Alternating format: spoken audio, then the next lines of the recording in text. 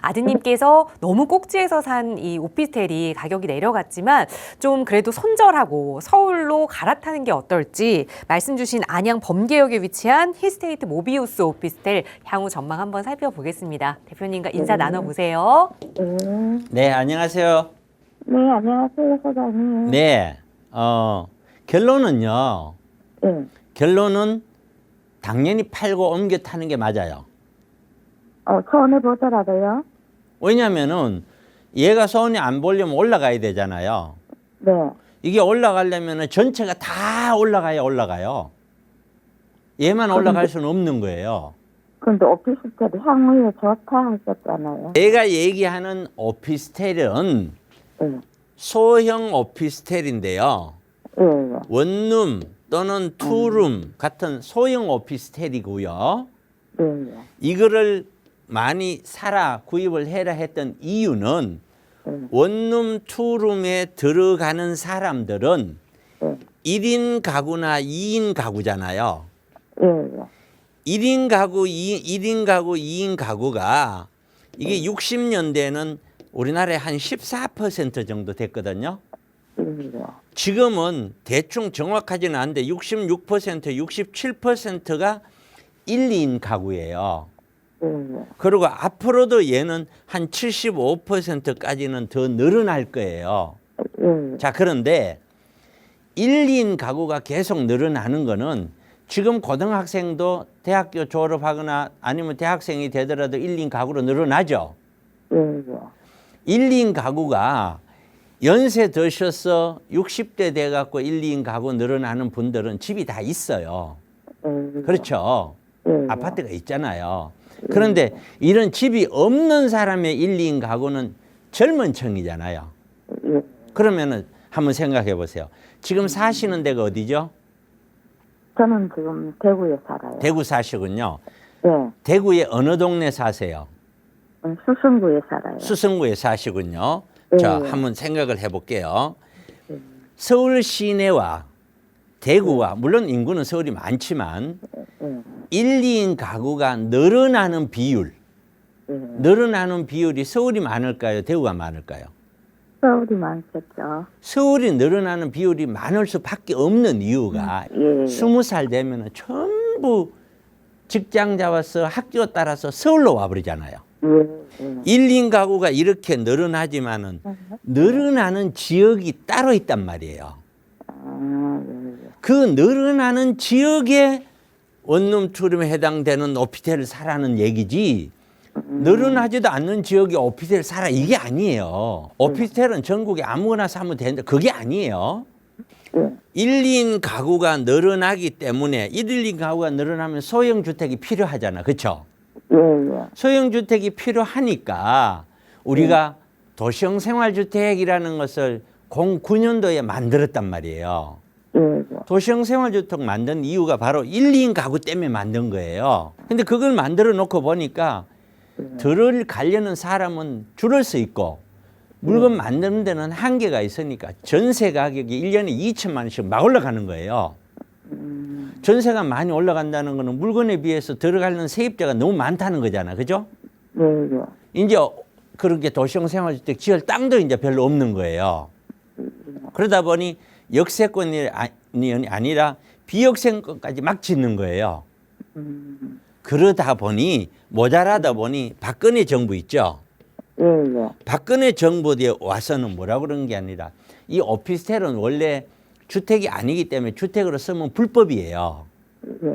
그런데 그 불법인 오피스텔을 지금부터 너는 오피스텔 너는 주택으로 써도 좋아 하고 풀어줘요. 그게 왜 풀어주냐면은 바로 도시형 생활주택만 가지고는 늘어나는 수요를 감당이 안 되는 거예요.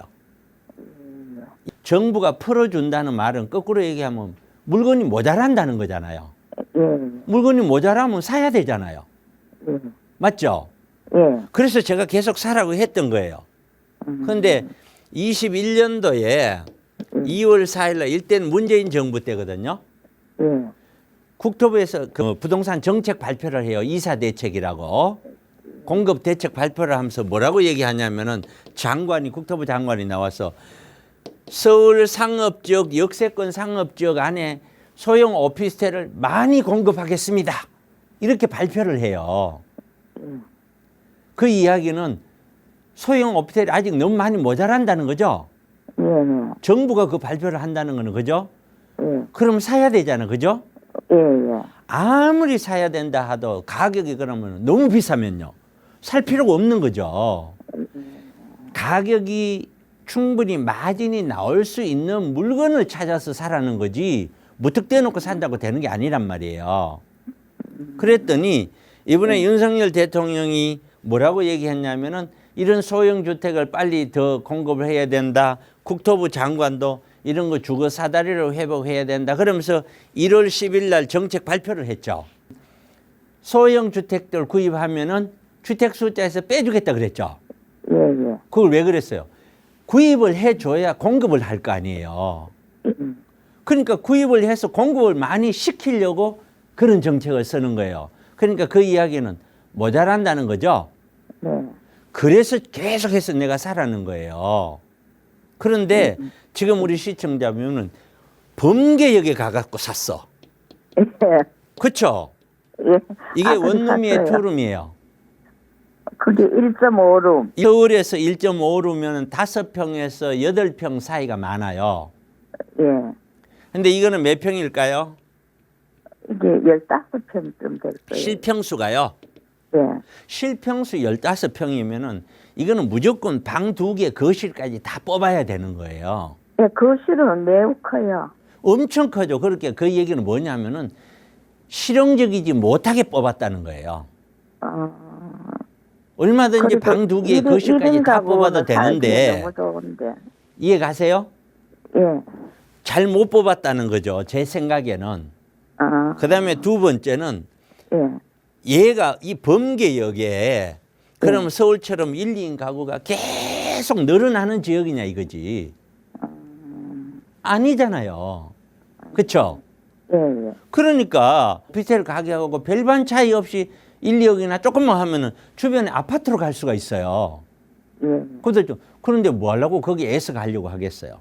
들어가는 월세를 생각하고 전세를 생각해 보세요. 작은 가격이 아니잖아요. 예. 그러니까 그런 사람들이 계속 들어오려고 하겠느냐라는 거예요. 그럼 아파트 가격이 떨어지면은요. 더 안 들어오려고 하겠죠? 이런 데는. 그러니까 이게 오피스텔이라서 잘못됐다, 좋다, 그게 아니고 이런 소형 오피스텔은 1, 2인 가구가 늘어나는 지역에 들어가야 되는데 그렇지 않은 지역에 들어갔다는 거예요. 아, 네. 그것이 잘못됐다는 거고 그리고 여기에 월세가 지금 얼마 정도 나올까요? 대충? 130? 자, 그러면은 5천에. 뭐 4억이다 칩시다. 예. 4억에 130 이렇게 나오면은 수익률을 대충 계산해 보면은요. 예. 서울하고 차이가 없어요. 예, 예. 그러면 뭐 하려고 서울에서 월세 받지 수요가 훨씬 많은데. 그러면 그 가격대나 이런 것들이 제가 봤을 때는 이것만 볼 게 아니라 서울 전체와 경기도 전체를 내다보면은 이거는 너무 비싼 거예요. 아, 예. 제 기준으로 이제 제 기준이에요. 예. 제 기준으로 제가 2주 됐나? 1주 됐나? 일주일 전에 경기도에 가갖고 1억 5천짜리 오피스텔을 하나 사줬어요. 이게 월세가 얼마 나오면은 500에 80만 원이 나와요. 그럼 이거하고 한번 비교를 한번 해보세요. 3억이면은 이거는 2개 사면 160만 원 나온다는 거잖아요. 네. 근데 이거는 4억이 돼도 130이잖아요.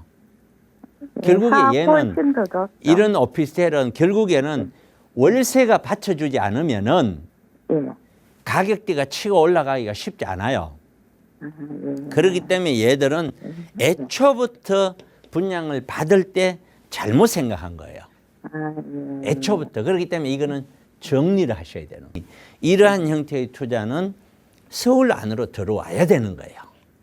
아니면 경기도를 갔었을 때는 수익률 자체가 서울보다 월등히 높거나 2개 중에 하나는 돼야 되는데 이거는 둘 다 안 되잖아요. 그렇죠?